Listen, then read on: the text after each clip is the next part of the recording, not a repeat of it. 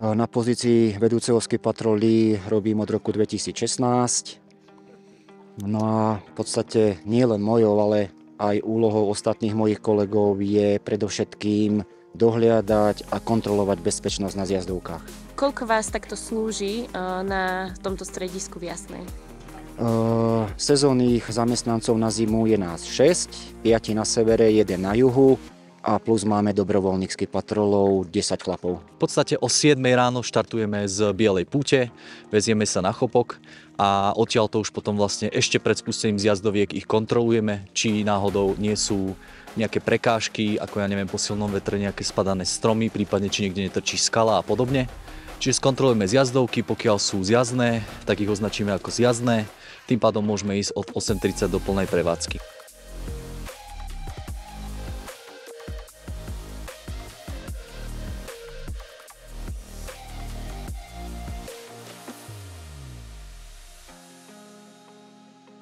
Čo vás čaká ráno v rámci zabezpečenia zjazdovky?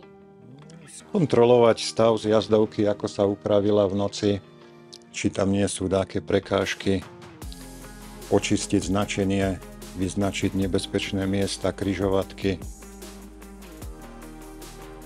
V podstate my sme tu vždy, nech je akékoľvek počasie. Sú dni, kedy je to počasie také, že je zavreté celé stredisko. Tedy na zjazdovke v podstate nemáme čo robiť ani my. Ale tých dní je naozaj málo. Za každým, keď vidím, že má niekto problém, alebo má nejaký úraz, alebo čokoľvek, čo sa mi nezdá, tak sa pri ňom zastavím a idem sa hneď pýtať, či niečo nepotrebuje, či je v poriadku a tak ďalej. Veľakrát sa stane, že tí ľudia ani nepoznajú to stredisko, nezoberú si mapku, nepoznajú proste stránku, ako by si to pozreli a nevedia, kde sú. Takže ich proste nasmerujeme, aby prešli do toho bodu, kde chcú, kade je to najlepšie. Čo je dôležité pre mňa, keď neviem úplne, či zvládnem červenú, či zvládnem čiernu, zvážiť predtým, ako idem na tieto zjazdovky?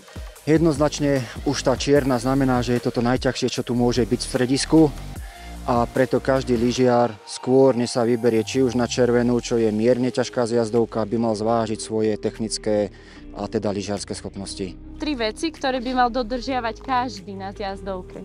Rešpektovať ostatných klientov v stredisku. Ďalší bod, rýchlosť jazdy.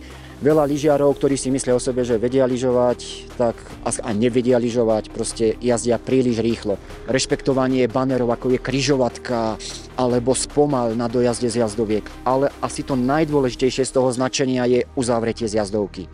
Čiže za mňa, ak už niekto nebude rešpektovať uzavretú zjazdovku a je uzavretá naozaj z dôvodu toho, aby tam nevzniklo alebo hrozí tam vážne zranenie, a keď už niekto nerešpektuje toto, tak taký klient v stredisku nemá čo robiť.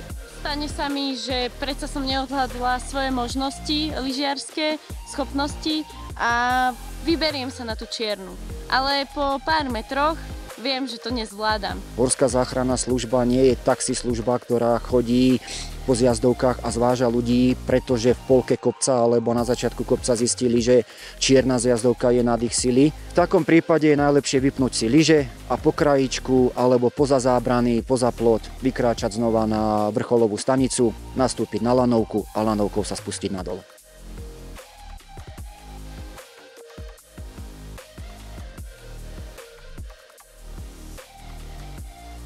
Veľmi radi by sme boli, keby návštevníci sa u nás cítili super, užili si lyžovačku a hlavne, aby sa bezpečne vrátili domov po tej lyžovačke. Takže vás všetkých prosím o spoluprácu, aby sme sa navzájom rešpektovali a aby sme si to tu naozaj užili.